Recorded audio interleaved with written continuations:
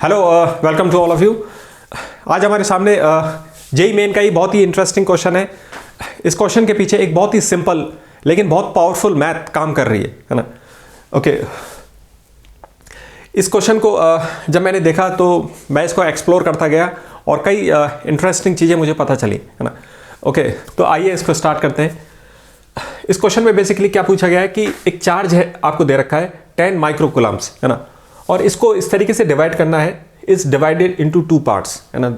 इसको 2 पार्ट्स में आपको डिवाइड करना है सच दैट कि जो रिपल्सिव फोर्स डेवलप होगी दो चार्जेस के बीच में वो मैक्सिमम हो, है ना, so that the repulsive force between the charges is maximum, है ना।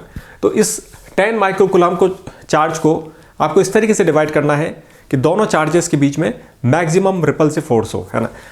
हम सभी को मालूम है कि जो इलेक्ट्रोस्टैटिक फोर्स का फॉर्मूला होता है वो क्या होता है, electrostatic force is equal to k Q1 Q2 by are square, है ना। यानी कि यहां पे दोनों चार्जेस का प्रोडक्ट होता है ना। तो अगर ये प्रोडक्ट मैक्सिमम हो जाता है ना, तो फॉर अ गिवन डिस्टेंस ये इलेक्ट्रोस्टैटिक फोर्स भी मैक्सिमम हो जाएगी, है ना।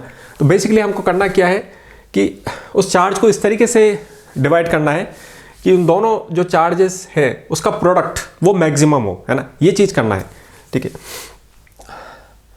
अब यहाँ पे ये जो जेईई वालों ने इस क्वेश्चन को डिज़ाइन किया है, इसको बहुत ही आसान तरीके से डिज़ाइन किया है ना।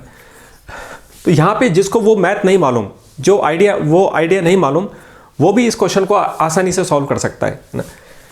आपको सिर्फ करना क्या है, इन दोनों चार्ज को आप मल्टीप्लाई करके देख सकते हो कि 7 × 3 21 हो जाएगा, 9 × 1 9 हो जाएगा, 5 × 5 25 हो जाएगा, और 8 × 2 कितना हो जाएगा 16, है ना।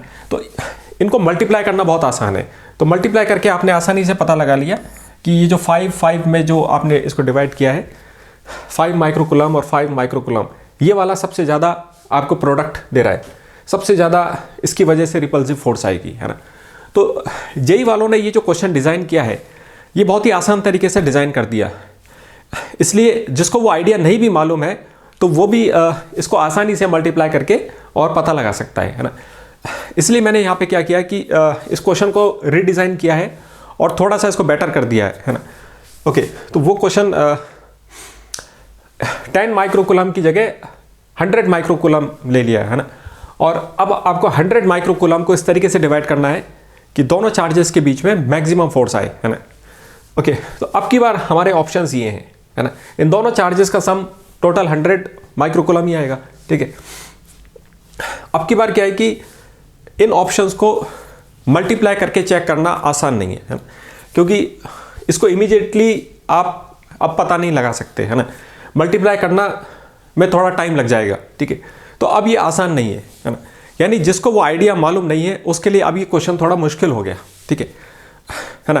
तो पहले हम क्या करते हैं कि उस आइडिया को डेवलप करते हैं और फिर इस क्वेश्चन को सॉल्व करेंगे, है ना। Okay, so let's develop that idea. Okay, तो इस क्वेश्चन में बेसिकली करना क्या है कि आपको एक चार्ज दे रखा है Q, है ना, और Q चार्ज को आपको दो चार्जेस में डिवाइड करना है। लेट अस से Q1 और प्लस Q2, है ना। आपने ये दो चार्जेस में इसको डिवाइड कर दिया, ठीक है। इस तरीके से डिवाइड करना है कि ये इन दोनों चार्जेस का जो प्रोडक्ट है Q1 × Q2, है ना, ये प्रोडक्ट मैक्सिमम हो जाए, है ना। You have to maximise this, है ना। इस प्रोडक्ट को मैक्सिमाइज करना है। इस तरीके से आपको इस चार्ज को डिवाइड करना है, ये चीज करना है ना, ठीक है। तो हम क्या करते हैं कि Q1 चार्ज को सपोज कीजिए आपने x मान लिया, ठीक है, और Q2 चार्ज को कितना हो जाएगा Q - x, यानी ये हो जाएगा Q - x, है ना। यानी बेसिकली आपको ये जो प्रोडक्ट है इसको मैक्सिमाइज करना है ना। तो एक फंक्शन बन गया, है ना। सपोज इस फंक्शन की वैल्यू y है ना। तो बेसिकली आपको करना क्या है, ये जो फंक्शन है x × Q - x, इसको आपको मैक्सिमाइज करना है ना। अब जिसको कैलकुलस आती है वो इसको आसानी से सॉल्व कर सकता है ना। इस फंक्शन को आप क्या करोगे, dy बाई डी एक्स को 0 रख देते हो और फिर आप वहाँ से आंसर आ जाता है ना। ओके, लेकिन कैलकुलस को मैं यहाँ पे यूज़ नहीं करूँगा, है ना। कैलकुलस को हम यहाँ पे क्यों नहीं यूज़ करेंगे, क्योंकि वहाँ पे सारा काम कैलकुलस कर देती है ना। कैलकुलस वो मैथ ही इतनी मैजिकल है कि सारा काम करके दे देती है ना। वो किस तरीके से मैजिकल तरीके से आपको आंसर निकाल के दे देगी। आप उसके अंदर कोई वैल्यू डालोगे और वो प्रोसेस करके आपको आंसर निकाल के दे देती है ना। बिल्कुल वैसे ही है जैसे कि आप कोई मिक्सी चलाते हो तो एक बटन दबा देते हो और वो आपको जूस बना के दे देती है ना।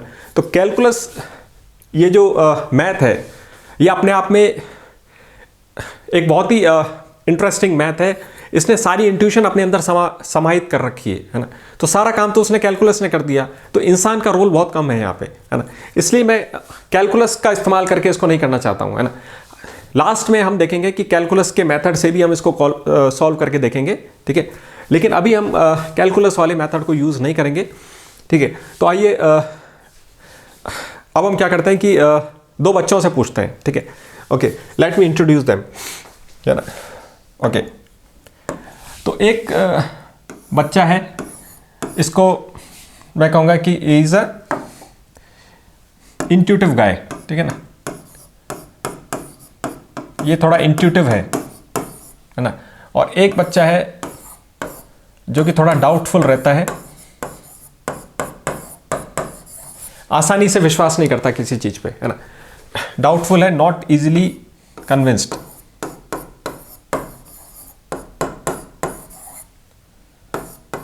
इसको आसानी से कन्विंस करना आसान नहीं है, ठीक है।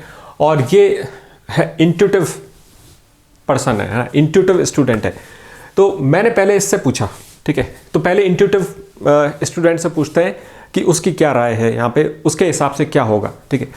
ओके, तो ये वाला क्वेश्चन हम सॉल्व कर रहे हैं। 100 माइक्रोकूलम को इस तरीके से डिवाइड करना है कि दोनों चार्जेस का जो प्रोडक्ट है वो मैक्सिमम हो, है ना। ओके, तो इंट्यूटिव गाय से मैंने पूछा पहले, है ना, कि 100 माइक्रोकूलम को दो पार्ट्स में किस तरीके से डिवाइड करें कि दोनों का प्रोडक्ट मैक्सिमम हो, है ना। तो इंट्यूटिव गाय ने थोड़ा सा सोचा, थोड़ा सा उसने इमेजिन किया, थोड़ा सा जो उसका इंट्यूशन है उसके हिसाब से उसने देखा और फिर उसने मुझे बताया कि अगर हम इसको 50 माइक्रोकूलम्स और 50 माइक्रोकूलम्स में डिवाइड कर दें, है ना, दोनों का सम 100 हो जाएगा। तो इनका प्रोडक्ट जो है 50 इंटू 50 ये सबसे मैक्सिमम हो जाएगा, ठीक है ना। ऐसा उसने अपनी इंट्यूशन से बताया, ठीक। ओके, अब मैंने जब डाउटफुल गाय से पूछा, डाउटफुल स्टूडेंट से पूछा, तो उसने कहा कि यार आप ये कैसे कह सकते हो कि ये ही मैक्सिमम होगा, है ना। तो इसको ये डाउट हो रहा है कि ये मैक्सिमम कैसे होगा, क्योंकि इसको विश्वास नहीं हो रहा, है ना। तो इसका कहना है कि, है ना, ये चीज़ भी तो मैक्सिमम हो सकती है ना, या 61 इंटू 39 भी तो मैक्सिमम हो सकता है, 88 इंटू 12, है ना। ये नंबर भी तो, इनमें से भी तो कोई मैक्सिमम हो सकता है ना। या देखो और क्लोज में लेता हूं, है ना, या देखो 48 इंटू 52, इसके बारे में क्या ख्याल है, क्या ये इससे ज़्यादा नहीं हो सकता? तो है ना, क्या हम श्योरली कह पा रहे हैं, है ना, कि कौन सा ज़्यादा होगा? यहाँ पे 72 नंबर भी काफ़ी ज़्यादा है, और अगर वो कम से भी मल्टीप्लाई हो रहा है तो ऐसा लग सकता है कि क्या पता ज़्यादा हो जाए, और ये नंबर तो इसके काफ़ी क्लोज है ना। तो हम श्योरली नहीं कह पा रहे। तो ह्यूमन माइंड जो है उसको अब थोड़ा सा ऑब्वियस नहीं लग रहा, है ना। हम ये ऑब्वियसली नहीं कह पा रहे हैं कि कौन सा प्रोडक्ट इनमें से ज़्यादा होगा, है ना। तो कई लोगों में ये डाउट आ सकता है ना। इसने तो इंट्यूशन से सही बता दिया क्योंकि उसके अंदर मैथमेटिकल इंट्यूशन है, लेकिन बहुत से लोग ऐसे होंगे जो डाउट करेंगे इस बात पे और उनको कोई नंबर हो सकता है ज़्यादा लगे, ठीक है। तो अब इंट्यूटिव गाय ने उसको क्या करना है, प्रूफ करके दिखाना पड़ेगा, ठीक है। तो थोड़ा सा उसने इसको कन्विंस करने के लिए प्रूफ करता है, ठीक है। तो अब हम एक प्रूफ करके देखते हैं, है ना। तो इंट्यूटिव गाय ने कहा कि है ना 50 माइक्रोकूलम उसने कहा था कि 50 और 50 में अगर मैं डिवाइड कर देता हूँ उसको, तो जो प्रोडक्ट है वो मैक्सिमम हो जाएगा, है ना। और उसने कहा कि अब तेरे को विश्वास नहीं हो रहा, तो ऐसा करते हैं कि अगर ये मैक्सिमम प्रोडक्ट नहीं देगा तो कोई और दूसरा अरेंजमेंट देगा, है ना, चार्जेस का कोई दूसरा कॉम्बिनेशन मैक्सिमम देगा, सपोज कीजिए। तो मान लेते हैं कि यहाँ पे हम क्या करते हैं, एक काम करते हैं कि 50 माइक्रोकूलम्स में से x माइक्रोकूलम चार्ज यहाँ से उठा के यहाँ डाल देते हैं, ठीक है। तो यहाँ पे कितना चार्ज रह गया, यहाँ पे आपके पास चार्ज रह जाएगा 50 माइनस एक्स, और यहाँ पे चार्ज आ जाएगा आपके पास 50 प्लस एक्स, ठीक है ना।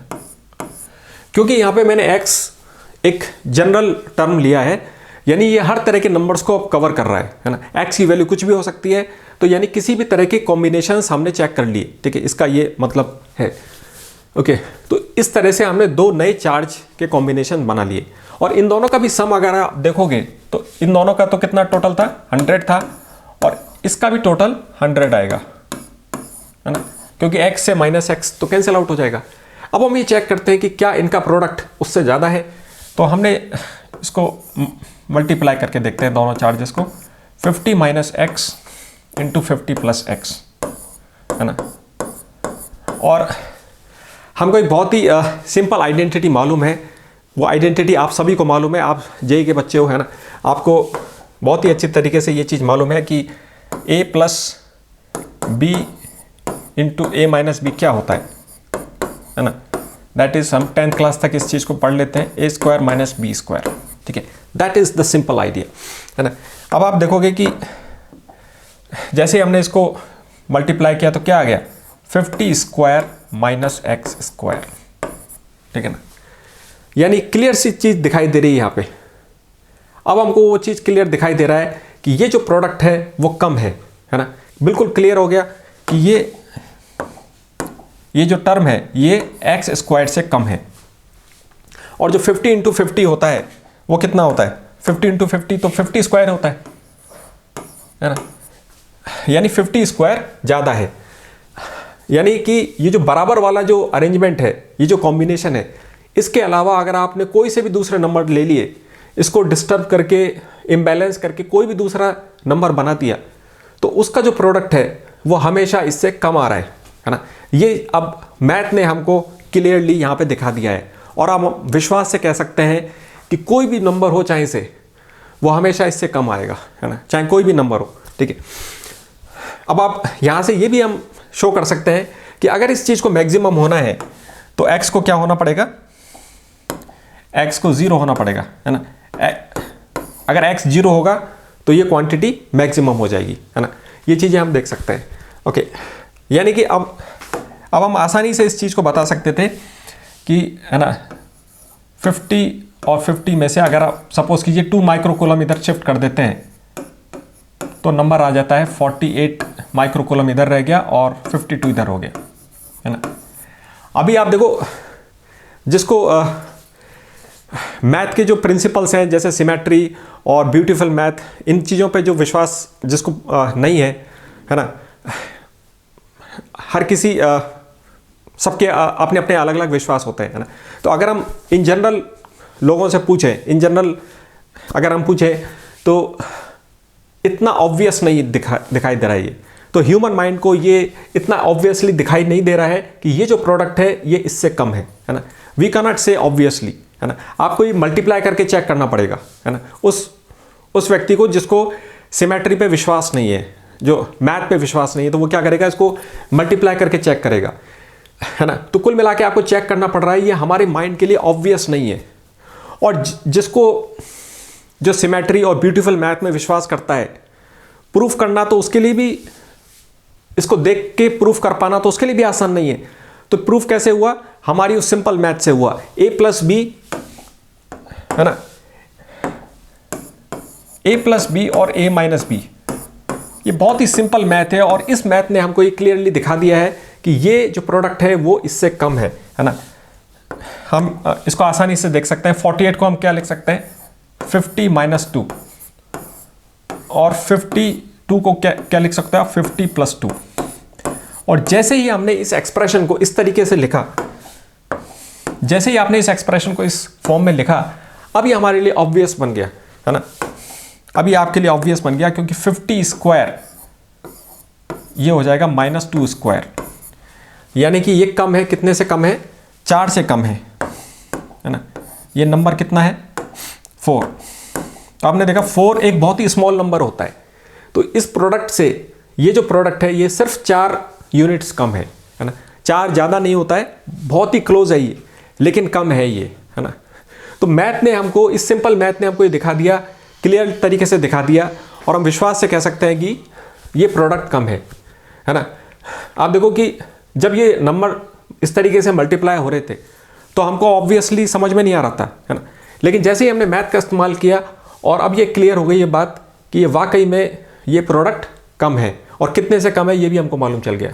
तो आपने देखा कि मैथ का काम क्या है, मैथ आपको चीज़ों को क्लियर करके दिखाता है, उसको ऑब्वियस बना देता है, until everyone get convinced, है ना।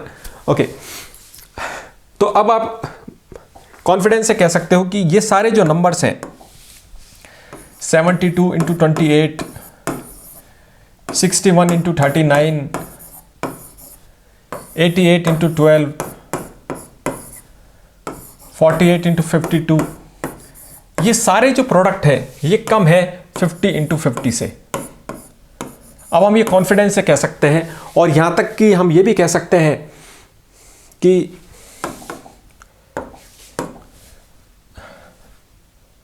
49.9 × 50.1, ये नंबर भी, ये प्रोडक्ट भी कम है इससे, 50² से। ये भी हम कह सकते हैं विथ कॉन्फिडेंस, है ना। अब इसको मल्टीप्लाई करके देखने की जरूरत नहीं है, क्योंकि मैथ ने ये प्रूफ कर दिया है। अब हम ये कन्विंस हो चुके हैं कि ये प्रोडक्ट इससे कम है, इसको अब आप मल्टीप्लाई करने की ज़रूरत नहीं है। अगर आप कह सकते हो अपने किसी दोस्त से जिसको वो मैथ नहीं आती, आप उसे कह सकते हो कि कैलकुलेटर से चेक करके देख ले, ये कम ही आएगा, ठीक है। Okay, so this is the power of mathematics, है ना। बहुत ही सिंपल मैथ ने हमको इतनी इंसाइट दी, ठीक है। ओके, अगर हम देखो इसको और इंटरेस्टिंग बना सकते हैं इस क्वेश्चन को, और आप बहुत सारे क्वेश्चंस फ्रेम कर सकते हो इस तरीके से, और सिर्फ चार्जेस के लिए नहीं, किसी भी चीज़ के अंदर कर सकते हो, क्योंकि इसके पीछे ये मैथ है ना। ओके, तो इस क्वेश्चन को और भी अच्छा बनाया जा सकता था। इसको अगर सपोज कीजिए 1000 माइक्रोकूलम कर दिया जाए, है ना, और अब आपसे उस तरह से हम कई तरह के नंबर से यहाँ पे ले सकते हैं, जैसे कि 648 × 352, है ना। अब ये नंबर है, जैसे जैसे देखो नंबर बड़े होते जाएंगे तो हमारा अनुमान लगा पाना और मुश्किल होता चला जाएगा, क्योंकि डिजिट्स बढ़ती जाएंगी, और ह्यूमन माइंड को ऐसा लग रहा है कि हो सकता है यार, क्या पता क्या हो, है ना, कुछ श्योर नहीं कह सकते, है ना। कोई भी आप नंबर ले सकते हो, और भी बहुत सारे नंबर्स हैं, जैसे कि 728 आप ले सकते हो, इंटू ये हो जाएगा आपका 372, है ना, 370, ये हो जाएगा 272, है ना, ये 100, ठीक है। तो इस तरह के कई सारे कॉम्बिनेशंस आप बना सकते हो, और अब आप कॉन्फिडेंस से कह सकते हो कि ये सारे प्रोडक्ट्स कम है किससे, 500 × 500 से कम है ना। यहाँ पे तो ये हमको ऑब्वियस नहीं दिख रहा था, लेकिन अब हम ये कह सकते हैं कि ये सारे प्रोडक्ट इससे कम है, और हम ये भी बता सकते हैं कि कितना कम है। आप देखो कि ये जो प्रोडक्ट है, अगर इस प्रोडक्ट की बात की जाए तो ये कितना हो जाएगा, आपको सिर्फ क्या करना है कि 500 से कितना आपने इसको डिस्टर्ब किया है, तो 500 प्लस ये 148 है ना, और ये कितना नंबर है, 500 माइनस 148, ठीक है। तो ये नंबर बेसिकली क्या आ गया, ये आ गया आपका 500² माइनस 148²। तो आप देखो इतना कम है, 148²। 148² एक काफ़ी साइजेबल नंबर होता है ना। अभी हमको यहाँ से क्लियर नहीं दिख रहा था कि कितना कम है कितना ज़्यादा है, लेकिन यहाँ से बिल्कुल क्लियर दिखाई दे रहा है कि 148 स्क्वायर कम है, जो कि अपने आप में काफ़ी एक साइजेबल संख्या होती है, ठीक है ना। और वैसे अगर आप अंदाजे से हम पूछेंगे किसी से तो वो इतना अंदाज़ा नहीं बता पाएगा कि इतना कम हो सकता है ना, बल्कि कुछ लोग तो ये भी कहेंगे कि ज़्यादा भी हो सकता है ना।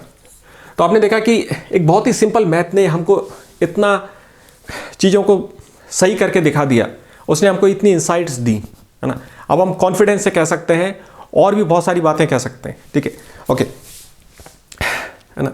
तो ये सारी मैथ अब हमने देख ली है, जो कि ऑब्वियस नहीं था, मैथ ने हमारी हेल्प की और उसने हमारे लिए चीज़ों को क्लियर बनाया, ऑब्वियस बनाया, और मैथ का यही एक काम है ना, वो आपको चीज़ों को हायर लेवल पे करके दिखाती है और क्लियर करके दिखाती है आपको, ठीक है ना। अब हम एक क्वेश्चन ट्राई कर सकते हैं।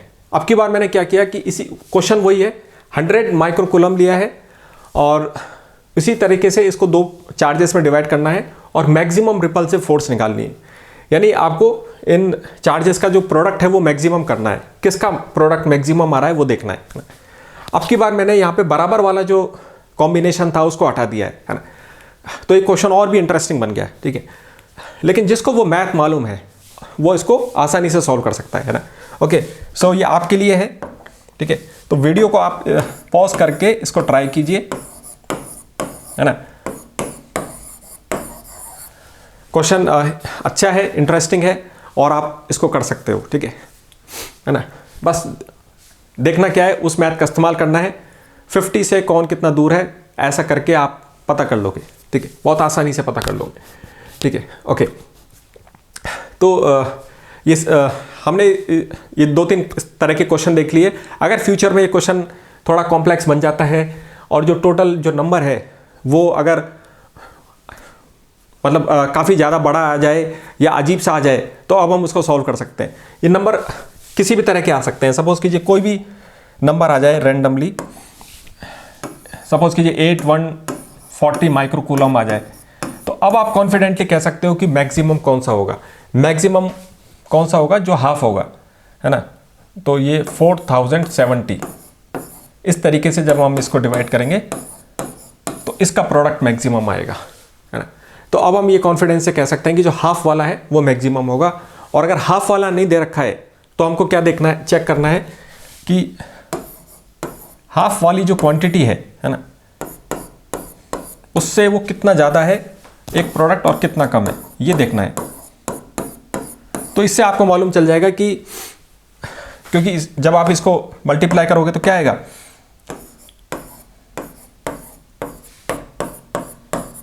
है ना, जिसकी एक्स स्क्वायर की टर्म सबसे कम आ रही है वो नंबर सबसे बड़ा होगा, है ना। अगर आपको ऑप्शंस में बराबर वाला टर्म नहीं दे रखा है, कोई दूसरे नंबर दे रखे हैं, तो आपको उसको कैसे एनालाइज करना है कि बराबर वाली जो संख्या है उससे कितना ज़्यादा और कितना कम है ये दोनों प्रोडक्ट। तो इससे आपको मालूम चल जाएगा कि किसका एक्स स्क्वायर सबसे कम आएगा, है ना, जो सबसे कम दूर होगा, ऑब्वियसली बात है ना। ओके, तो इस तरीके से आप पता लगा सकते हो कि किसका प्रोडक्ट मैक्सिमम आएगा और किसका कम आएगा, ठीक है, ओके। अब हम कैलकुलस वाले तरीके को भी देख लेते हैं, उस कैलकुलस से भी इसको सॉल्व करके देख लेते हैं, है ना। Let us now apply calculus. तो हमको क्या करना था कि, है ना, इस चार्ज को इस तरीके से डिवाइड करना है। तो हमने इसको सपोज कीजिए ऐसे डिवाइड कर दिया, x और q माइनस x, है ना। तो इन दोनों का सम कितना आएगा, वो q आएगा। तो यानी अब इन दोनों चार्जेस का प्रोडक्ट लेते हैं, ठीक है ना। इन दोनों का प्रोडक्ट क्या आ जाएगा, x into Q minus x, है ना। इस प्रोडक्ट को मैक्सिमाइज करना है ना। तो इस फंक्शन को हम मान लेते हैं y मान लेते हैं, ठीक है। तो y क्या हो गया, y is equal to x into q यानी x into x minus x square, ये चीज़ आ गई, है ना। अब आपको क्या करते हैं इसमें कैलकुलस में, फंक्शन को मैक्सिमाइज करने के लिए हम क्या करते हैं, मैक्सिमा और मिनिमा में इसका जो y का डिफरेंशिएशन है उसको 0 रख देते हैं, है ना। ओके, तो है ना, मैक्सिमा और मिनिमा निकालने के लिए आप लोग क्या करते हो, जो dy बाई डी एक्स है इसको 0 कर देते हैं तो उस पॉइंट पे उसकी वैल्यू मैक्सिमम या मिनिमम जो भी है वो आ जाती है ना। तो यहाँ पे हम इसको डिफरेंशिएट कर देते हैं तो dy/dx आ गया आपका,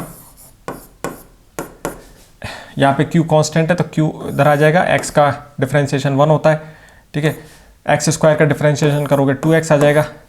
अब dy/dx को आपको 0 रखना है ना, तो इस क्वांटिटी को हमने 0 रख दिया, ठीक है। तो आपने क्या किया कि q - 2x ये जो डिफरेंशिएशन आया इसको आपने 0 रख दिया और यहाँ से वैल्यू आ गई x, 2x इधर आ जाएगा, इसकी वैल्यू आ गई q/2। यानी कि अगर आपका x q/2 है, ये q/2 होगा तो q में से q/2 माइनस होगा तो वो भी q/2 हो जाएगा, है ना। यानी कि आपने q को कैसे डिवाइड कर दिया, q/2 और q/2 में। ऐसा करने से इसका जो प्रोडक्ट है वो सबसे ज़्यादा मैक्सिमम होगा और रिपल्सिव फोर्स, सबसे ज़्यादा रिपल्सिव फोर्स आएगी, है ना। तो ये हमने कैलकुलस से प्रूव कर दिया।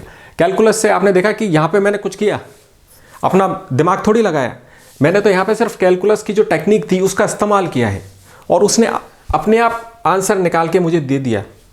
तो मैंने यहाँ पे ह्यूमन माइंड का रोल नहीं है ना। कैलकुलस की जो इंट्यूटिव मशीन है उसने अपने आप कैलकुलेट करके दिया है ये मेरे को, ये है ये इस कैलकुलस का मैजिक, है ना। ओके, तो इसलिए मैंने कैलकुलस का इस्तेमाल नहीं किया था ताकि हमको और ज़्यादा इंसाइट मिले और इंट्यूशन मिले, बहुत ही सिंपल मैथ का यूज़ किया था, ठीक है। ओके, अब हम ग्राफ की मदद से भी इसको देख सकते हैं, ग्राफिकल तरीके से भी हम इसको देख सकते हैं। ओके, ग्राफ से हम कैसे देखेंगे कि ये जो फंक्शन अभी हमने बनाया था y = x q - x, ये बेसिकली क्वाड्रेटिक फंक्शन है ना। आपने ये देखा कि x मल्टीप्लाई होता है q से और x मल्टीप्लाई होगा तो x² हो गया। तो यहाँ पे आपने देखा कि x² हो रहा है, ये एक क्वाड्रेटिक फंक्शन है। तो क्वाड्रेटिक का ग्राफ बनाते हैं, है ना। ओके, क्वाड्रेटिक का ग्राफ बनाते हैं। ये ग्राफ कैसे बनेगा, है ना। आपने x और y एक्सिस बना दी सपोज कीजिए, है ना। y एक्सिस पे ये y वाला फंक्शन की वैल्यू है, x पे आपकी x की वैल्यू है, ठीक है। ये फंक्शन जो है ये 0 कहाँ पे होगा, हमको यहाँ से दिख रहा है ना। आपको यहाँ से दिख रहा है, इस वाले प्रोडक्ट से आप देखो, अगर x की वैल्यू 0 हो जाती है तो ये फंक्शन की वैल्यू कितनी हो जाएगी, 0 हो जाएगी। यानी एक पॉइंट तो ये आ गया आपके पास x = 0 पे। और यहाँ से एक चीज़ और दिख रही है कि x की वैल्यू अगर q हो जाती है तो भी ये फंक्शन पूरा 0 हो जाएगा। यानी एक यहाँ पे आपको वैल्यू q मान लेते हैं, x की वैल्यू q हो जाती है ना। इन दोनों पॉइंटों पे ये फंक्शन की वैल्यू 0 हो जाती है ना। और क्योंकि हमको मालूम है कि, है ना, ये माइनस है यहाँ पे x², तो ये क्या हो रहा है यहाँ पे, उल्टी तरीके से बनेगा ग्राफ इसका, है ना। ये ऐसे बनेगा इसका ग्राफ, ठीक है ना। तो ग्राफिकल तरीके से भी हमको दिखाई दे रहा है यहाँ पे कि कौन सी वैल्यू होगी x की जहाँ पे फंक्शन मैक्सिमम होगा, है ना। आपको दिख रहा है यहाँ पे कि ये जो हाईएस्ट पॉइंट है कहाँ पे है, ये बिल्कुल बीचों बीच है। देखो बिल्कुल बीचों बीच क्या नंबर आएगा, x = जब यहाँ ये 0 है, ये q है, तो ये बीच वाला कितना हो जाएगा, q/2, है ना। यहाँ पे इस फंक्शन की वैल्यू मैक्सिमम हो जाएगी ये। तो आपने देखा ग्राफिकल तरीके से भी हम इसको पता कर सकते थे, है ना। लेकिन सबसे अच्छा जो मेथड मुझे लगा और सबसे इंट्यूटिव मुझे लगा वो बहुत ही जो सिंपल मैथ से हमने किया, a + b × a - b। इतनी सिंपल मैथ भी हमको इतनी इंसाइट दे सकती है, ये मुझे पहले मालूम नहीं था, है ना। a + b × a - b को ऐसे ही समझते हैं, है ना। लेकिन इतनी सिंपल चीज़ ने भी हमको इतनी इंसाइट दी, बहुत सारी चीज़ें दिखाई। मैंने इस चीज़ को और इन्वेस्टिगेट किया है, कुछ और फॉर्मूले भी बने हैं, है ना। लेकिन अभी थोड़ा ज़्यादा हो जाएगा, फिर कभी उसको डिस्कस करेंगे, है ना। तो हमने ओके, तो है ना, हमने अल्टीमेटली इस आइडिया का यूज़ करके और इससे वो हमको इंसाइट मिली है और हम कॉन्फिडेंटली कह सकते हैं, विश्वास से कह सकते हैं, और इसने हमको क्लियर तरीके से शो किया कि क्या चीज़ सही है ना। तो मैथ का काम यही है कि वो हमको चीज़ें क्लियर बना के दिखाती है, ऑब्वियस बना के दिखाती है। जहाँ हमारा माइंड सोच नहीं सकता वो हमको वहाँ तक ले जाती है। कई बार आपने देखा होगा कि किसी साइंटिस्ट के बारे में कहा जाता है कि वो इतनी डायमेंशंस में सोच सकते हैं, है ना। वो ऐसा कैसे कर पाते हैं? वो मैथ का यूज़ करके करते हैं, है ना। मैथ की जो सीढ़ी है वो आपको वो डायमेंशंस दिखा देती है, वो आपको वो दुनिया दिखा देती है, और वहाँ पे आपका माइंड फिर चलने लगता है, ठीक है ना। तो मैथ की सहायता से आप हायर डायमेंशंस में सोच सकते हो, है ना। ओके, तो मैथ हेल्प्स अस, ओके, है ना। तो आज के लिए इतना ही। Thank you for today, see you next time, okay, thank you.